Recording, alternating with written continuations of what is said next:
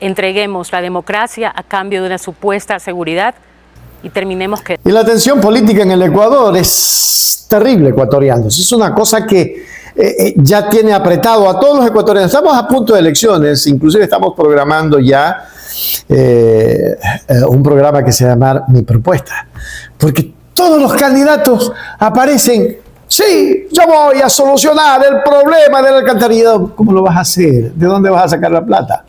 Y aquí se lo tienen que decir al Ecuador. No es que yo soy de la RC, que no me importa un bledo. Aquí vienen con propuestas. Ya es hora de que no se le engañe al pueblo. En medio de una creciente tensión política e institucional, la activista y analista política Gabriela Panchana vuelve al centro del debate público tras cuestionar la actuación del sistema judicial y electoral en el Ecuador. No los quiero cansar, vamos a mirar. Durante el correato aprendimos una lección muy costosa. Lo grave que es permitir que un gobierno concentre el poder, someta a la justicia y le dé impunidad a los suyos. Para eso nació el anticorreísmo, para impedirlo, para impedir que se repita. Hoy las mafias siguen desangrando nuestro país y más que nunca necesitamos una justicia tan independiente, con fiscales y jueces tan independientes que investiguen incluso a aquellos que se infiltran dentro del poder. Ciudadanía, no entreguemos la democracia a cambio de una supuesta seguridad y terminemos quedándonos sin ninguna de los dos. En sus recientes declaraciones, Panchana advirtió sobre el peligro de concentrar el poder y debilitar la separación de funciones en nombre de la seguridad, argumentando que una democracia no debe sacrificarse bajo la promesa de un orden que aún no se consolida. No obstante, diversos sectores críticos señalan que el discurso anticorreísta tradicional de la derecha ecuatoriana incurre en una marcada incoherencia al omitir los retrocesos actuales que vive la ciudadanía en materia de servicios públicos, salud, garantías institucionales e inseguridad ciudadana durante el gobierno del presidente Daniel Noboa.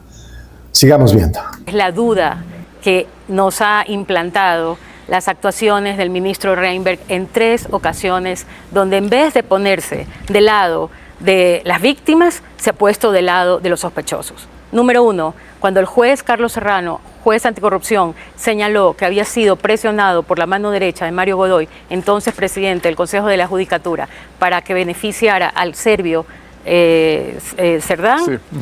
En la audiencia de juzgamiento, el serbio le hace esta señal al juez anticorrupción.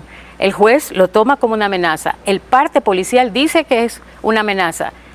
Y el ministro Reinberg le dice en una entrevista a Carlos Vera que no era una amenaza, que el serbio estaba diciéndole a su esposa que a él lo iban a matar si lo condenaban. Segundo caso, cuando encuentran el casi $1 millón en la bodega, un operativo de la Fiscalía Antinarcóticos, sale un policía a decir que les habían impedido como por 2 horas entrar a la bodega y que ellos tenían información del World Trade Center en Quito, que ellos tenían información de que ahí había sustancias ilícitas y que como se demoraron en entrar solamente encontraron el dinero en efectivo. 3 días después sale el ministro Reinberg en el programa de Andrea Bernal de lunes a lunes a decir que no, que ese dinero no era de un nuevo minero moderno y que no había nada sospechoso. Tercer strike, como dirían en el béisbol.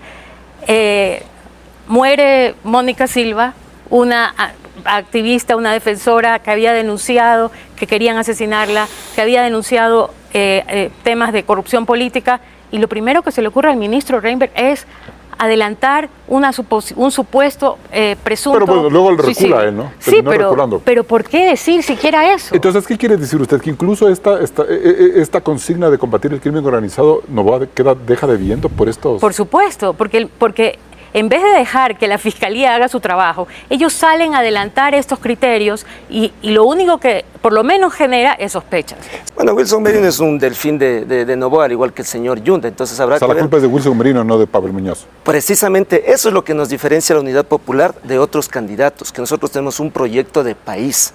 Y ese proyecto de país nos hipoteca, no se vende. ¿Cómo evitar que Correa los utilice a ustedes por medio de Pavel Muñoz, tomando en cuenta el verticalismo que tiene esa corriente porque política? No es un cheque en blanco, no hemos firmado un cheque en blanco. Y como dice nuestro pueblo de manera sabia, juntos pero no revueltos. Aquí no nos estamos distribuyendo trofeos, estamos teniendo una visión de país para enfrentar una vez más al autoritarismo, a la corrupción y el progreso de nuestras ¿Ustedes ciudades. le plantearon a Pavel Muñoz que tome distancia de Correa o que él no sea parte de este proceso incluso de llegar a la alcaldía? Esa es decisión de Pavel Muñoz y de la RC. Lo que nosotros le planteamos a Pavel Muñoz y a la RC aquí es defender a Quito, desarrollar a Quito, trabajar por la seguridad, por empleo, por fuentes de trabajo, entre otros contextos más que necesita Quito y que hay más proyectos. Sí. Algo que yo pido es que no le reduzcamos esto solo a Quito. Tenemos un proyecto interesante en Guayaquil con Mónica, un proyecto pero ahí no interesante. Está el corrido, pues, sí, por eso. No, eso es otra pero cosa. Que también expresa el proyecto de país que tiene Unidad Popular. Ojo, sí, este programa de hoy es para hablar políticamente de lo que significa pero no podemos reducir a un solo. Nosotros tenemos candidatos en varias provincias, hay que ver cómo le va en varias juntas parroquiales donde el crimen organizado se está defendiendo para la minería, mientras nosotros nos unimos para defender el territorio. Por su parte, simpatizantes de la Revolución Ciudadana y diversos actores sociales cuestionan lo que califican como un doble rasero en el análisis político convencional. Mientras los organismos de control y la Fiscalía ejercen un rol predominante punitivo contra la oposición, se denuncian presuntas irregularidades en las instituciones como el CNE y el Tribunal Contencioso Electoral para allanar el camino político del oficialismo de cara a los próximos procesos electorales. Ante una población agobiada por el desabastecimiento en el sistema sanitario y la escalada incesante de violencia, el debate nacional se polariza entre quienes justifican el accionar gubernamental y quienes alertan sobre el afianzamiento de un modelo autoritario de tinte conservador que vulnera las libertades democráticas fundamentales. Nos están destrozando, el país está destrozado, está acabado, está hecho pedazos. Pero ¿saben gracias a qué? Gracias a Moreno, a Lazo y a Noboa. 3 gobiernos fascistas neoliberales que hasta hoy no han hecho nada. ¿Y sabe qué me daba risa? Ver al gago ese borracho, no me acuerdo cómo que se llama, y mejor que ni me acuerde. Pero ustedes lo vieron allí, ¿no? En ese programa, decir el correísmo. No debería, Rafael Correa no debería de tener 2 sentencias, debería tener 200 sentencias. Borrachín. Recuerdo cuando decía, vamos a quemar a Quito, y nadie le hizo nada. Eso era libertad de expresión. Porque Correa pudo haberle dicho, estás atentando contra la ciudad, te voy a meter preso 20 años. No lo hizo. Ahí se las dejo, hágase miembro plata, miembro oro. Suscríbase a Hechos Ecuador Noticias. Suscríbase, suscribirse a Hechos Ecuador Noticias, porque aquí te decimos la verdad.